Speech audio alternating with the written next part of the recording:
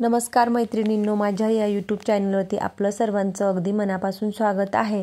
तर आपल्याला आज साधा ब्लाउज कसा शिलाई करून घ्यायचा आहे तर हे मी तुम्हाला ह्या व्हिडिओमध्ये सविस्तर दाखवणार आहे। तर त्याच्यासाठी मी जे काही पेपर पॅटर्नवरून ब्लाउज पीसवरती अशा पद्धतीने सर्व पार्ट मी आधी कटिंग करून घेतलेले आहेत आणि त्याच्यानंतर मग आपल्याला कमीत कमी वेळेत साधा ब्लाउज कसा शिलाई करून घ्यायचा आहे तर हे अगदी सोप्या पद्धतीत तुम्हाला इथं दाखवणार आहे। त्याच्यासाठी मैत्रिणींनो व्हिडिओ स्किप न करता पूर्ण बघा आणि आवडल्यास नक्की लाईक करून सबस्क्राइब करा। तर जी काही कटोरी आहे ती अशा पद्धतीने ठेवून शिलाई मार्जिन मोजून घ्यायचं। तर 4.5 इंचाची कटोरी आहे, त्याच्यानंतर मग 4.5चा दुसरा भाग येतो 2.25 इंच तो मोजून आणि हुबा टक्स घेतला 2.5 इंच। लहान साईज आहे तर हा आहे 30 इंच साईजचा कटोरी ब्लाउज। लहान साईज आहे म्हणून मग कटोरीचा हुबा टक्स घेतला 2.5 इंच आणि आपण शिलाई मार्जिन सोडून आणि तुम्ही किती इंचाची कटोरी घेतलेली आहे तर त्याचा दुसरा भाग आपल्याला इथं मोजून अशा पद्धतीने कटोरी ही जोडून घ्यायची आहे। दुसरी कटोरी सुद्धा सेम त्याच पद्धतीने शिलाई मार्जिन सोडून आणि 2.25 इंच मोजून घेतलं आणि हुबा टक्स घेतला 2.5 इंच। जर का 5 इंचाची कटोरी असेल तर 2.25 इंच न घेता तुम्ही 2.5 इंच घ्यायचं आहे, कारण मग हे कटोरी किती इंचाची घेतलेली आहे याच्यावरती डिपेंड आहे। नंतर जो काही टक्सचा भाग आहे तो बरोबर आतमध्ये फोल्ड केला आणि अशा पद्धतीने दोघंही बाजूचे जे काही कटोरीचे टक्स आहेत ते मी तयार करून घेतले। नंतर मग हे साइड पार्ट आहेत तर ते जो काही थोडाफार भाग एका बाजूला मला एक्स्ट्रा वाटत होता तर मी तो कट केला। नंतर त्या दोघंही बाजू अशा पद्धतीने समोरासमोर ठेवून दोघंही कटोऱ्या बरोबर एकसारख्या करून घेतल्या। नंतर मग कटोरी मी बरोबर ॲडजस्ट करून बघितली। नंतर दोघंही कोणे एकमेकांवरती ठेवून घेतले आणि त्यांच्यावरती आपल्याला अशा पद्धतीने कटोरी जोडून घ्यायची आहे। तर कटोरीचा पार्ट मी वरच्या बाजूला ठेवून घेतला आणि हलक्या हाताने दोघंही पार्ट पकडत आपल्याला बरोबर जोडून घ्यायचे आहेत। तर साधा ब्लाउज शिलाई करत असताना आपल्याला ह्या पद्धतीने शिलाई करून घ्यायचा आहे। त्याच्यानंतर मग कटोरी जोडून झाल्यानंतर तिच्यावरती आपल्याला लगेचच डबल शिलाई मारून घ्यायची आहे। सेम त्याच पद्धतीने दुसरी सुद्धा कटोरी मी जोडून घेतली। त्याच्यानंतर मग हे काही क्रॉस पट्टे आहेत समोरासमोर ठेवून घेतल्या तर मी त्या सिंगल कट केलेल्या नाही तर डबल केलेल्या आहेत। तर हा काही अस्तरचा ब्लाउज नाही तर हा साधा ब्लाउज आहे। मग कटोरीचा कोना आणि जो काही क्रॉस पट्टी मी डबल कट केलेली ती अशा पद्धतीने मी इथं जोडून घेत आहे। तर बरोबर ती एक लाईन इतकी पुढच्या बाजूला क्रॉस पट्टी एक्स्ट्रा सोडली तर अशा पद्धतीने शिलाई करून घेतली। नंतर जो काही पार्ट आहे तो अशा पद्धतीने मी रोल तयार करून आणि क्रॉस पट्टीचा दुसरा कोना आहे त्याच्यावरती हा कोना बरोबर ठेवून घेतला आणि मग याच्यावरती आपल्याला लगेचच दुसरी शिलाई मारून घ्यायची आहे। तर अशा पद्धतीने क्रॉस पट्टीवरती लगेचच शिलाई मारून घेतली। जर साधा ब्लाउज असला तर अशा पद्धतीने आपल्याला डबल क्रॉस पट्टी कट करायची आहे।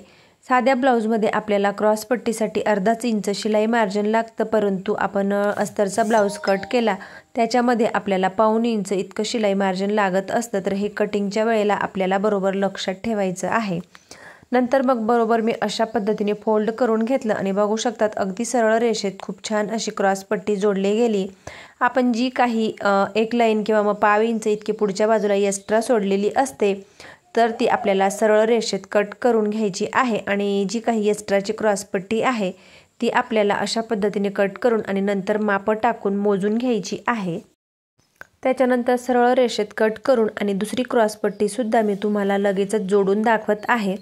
तर बघू शकतात ती उलट सुलट बाजू बरोबर चेक करून घ्यायची आहे आणि जी काही सुलट बाजू आहे ती वरच्या बाजूला आपल्याला अशा पद्धतीने ठेवून घ्यायची। दोघंही कोणे बरोबर आपल्याला एकमेकांवरती ठेवायचे आहेत।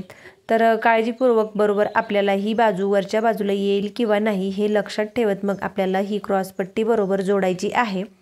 तर पुढच्या बाजूला थोडी एक लाईन इतकी एक्स्ट्रा सोडलेली आहे। त्याच्यानंतर मग अशा पद्धतीने आपल्याला बरोबर फोल्ड करायचं आणि त्याच्यानंतर जो काही क्रॉस पट्टीचा दुसरा कोना आहे तो बरोबर ह्या कोण्यावरती ठेवून आणि मग आपल्याला बरोबर शिलाई करून घ्यायची आहे। शिलाई करत असताना आपल्याला आतमध्ये आपण जो काही कपडा फोल्ड केलेला आहे त्याच्यावरती शिलाई जाणार नाही ही काळजी घेत आपल्याला बरोबर ही क्रॉस पट्टी जोडायची आहे। जोडून झाल्यानंतर ती लगेचच आपल्याला फोल्ड करून घ्यायची आणि दोघंही पार्ट हे बरोबर आपल्याला चेक करून घ्यायचे आहेत। एक्स्ट्राची जी काही आहे मी ती लगेचच कट करून घेतली। त्याच्यानंतर मग हे बरोबर मी समोरासमोर ठेवून चेक केलं आणि मग आयपट्टी आणि हुकपट्टी आपल्याला जोडून घ्यायची। तर मी ही 1.5 इंचाची पट्टी घेतलेली आहे आणि ही हुकपट्टी घेतलेली आहे। मग ती खालच्या बाजूला थोडी अर्धा इंच इतकी एक्स्ट्रा सोडली आणि त्याच्यानंतर जोडून घेतली। नंतर तिच्यावरती डबल शिलाई लगेचच मारून घेत आहे। दाब शिलाई देऊन झाल्यानंतर खालचा भाग आतमध्ये फोल्ड केला आणि त्याच्यावरती मी शिलाई करून घेतली। त्याच्यानंतर मग तुम्ही इकडच्या बाजूला डबल फोल्ड करू शकतात किंवा मग तुम्ही तिथं आधी शिलाई मारून घेऊ शकतात। तर मी लगेचच डबल फोल्ड करून घेतलं आणि तिथं लगेचच अशा पद्धतीने शिलाई करून आणि हुकपट्टी मी इथं जोडून घेत आहे। नंतर तुम्हाला इथं जर का हातशिलाई करायची असेल तर तुम्ही हातशिलाई सुद्धा करू शकतात। एक्स्ट्राचा भाग आणि धागे वगैरे कट केले तर हा पार्ट रेडी झाला। त्याच्यानंतर दुसऱ्या बाजूला आपल्याला इथं आयपट्टी तयार करून घ्यायची। तर ही सिंगल असल्यामुळे मी तिला अस्तर जोडून घेतला। तर जर तुमच्याकडे कपडा एक्स्ट्रा असेल तर तुम्ही तो डबल कपडा घ्यायचा आहे, परंतु माझ्याकडे कपडा कमी असल्यामुळे मी इथं अस्तर जोडून घेतला। तर ही 2-2.25 इंचाची मी आयपट्टी घेतली। अशा पद्धतीने उलट्या बाजूने आपल्याला जोडून घ्यायची। त्याच्यानंतर वरच्या बाजूला आपल्याला लगेचच दाब शिलाई देऊन घ्यायची आहे आणि तुमच्या मापानुसार तिथं तुम्हाला आधी खडूने इथं आखून घ्यायचं किंवा मग तुम्ही अंदाजाने सुद्धा करू शकतात। 5 किंवा 6 इथं आय बॉक्स छोटे छोटे साध्या मशीनने आपल्याला तयार करून आणि त्यांच्यावरती डबल शिलाई मारून घ्यायची आहे। तर इथं बरोबर मी छोटे छोटे आय बॉक्स हे पूर्ण रेडी करून घेतले आणि त्यांच्यावरती डबल शिलाई मारून घेतली। नंतर मग बघू शकता तुम्हाला इथं मी एक्स्ट्राचा जो काही भाग आहे तो मी कट करून घेतला आणि अशा पद्धतीने बरोबर मी हे पार्ट दोघंही रेडी करून घेतले।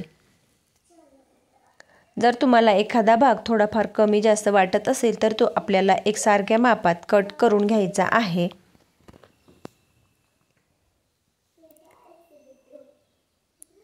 दोघंही पार्ट रेडी झाले। त्याच्यानंतर मग बाह्यांना मी अशा पद्धतीने पुढचा जो काही खोलगट भाग आहे त्याला अशा पद्धतीने खुणा करून घेतल्या। साधा ब्लाउज पीस असल्यामुळे आपल्याला खालच्या बाजूला अशा पद्धतीने शिलाई करून आणि मग परत 1 इंचावरती अजून एक शिलाई मारून घ्यायची आहे। तर ह्या शिलाईवरती आपल्याला नंतर हात शिलाई करून घ्यायची आहे।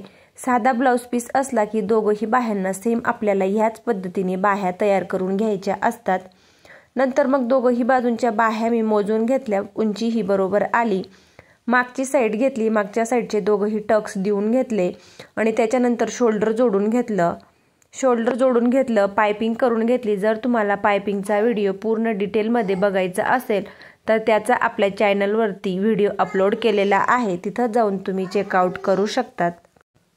नंतर मग दोघंही बाह्या बरोबर अशा पद्धतीने ठेवून जे काही एक्स्ट्रा भाग होत असेल तो आपल्याला कट करून घ्यायचा आहे।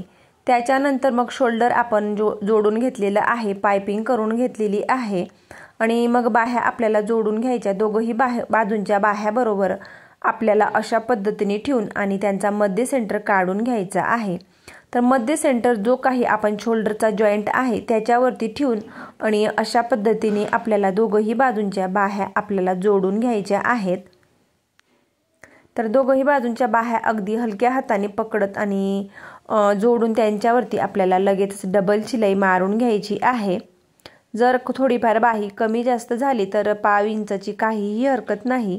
तर माझं दोघंही बाजूंना अगदी परफेक्ट आलेले आहे। खोलगट भाग हा पुढच्या बाजूला येईल ही काळजी घेत आपल्याला बरोबर बाह्या जोडायच्या। तर बाही कटिंग करत असताना जो काही पुढचा खोल भाग आहे त्याला आपल्याला छोटे कट मारून घ्यायचा किंवा मग खडूच्या सहाय्याने तुम्ही आखून तिथं खून करून घेऊ शकतात।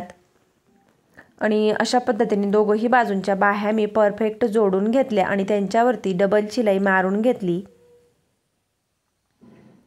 एक्स्ट्राचे धागे वगैरे कट केले आणि त्याच्यानंतर मग अशा पद्धतीने बरोबर आपल्याला एकसारखे पार्ट आले आहेत किंवा नाही हे चेक करून घ्यायचे। जर थोडाफार भाग कमी जास्त झाला असेल तर काखेमध्ये तो आपल्याला बरोबर एकसारखा करून घ्यायचा आहे आणि त्याच्यानंतर मग आपल्याला फिटिंग करून घ्यायची आहे।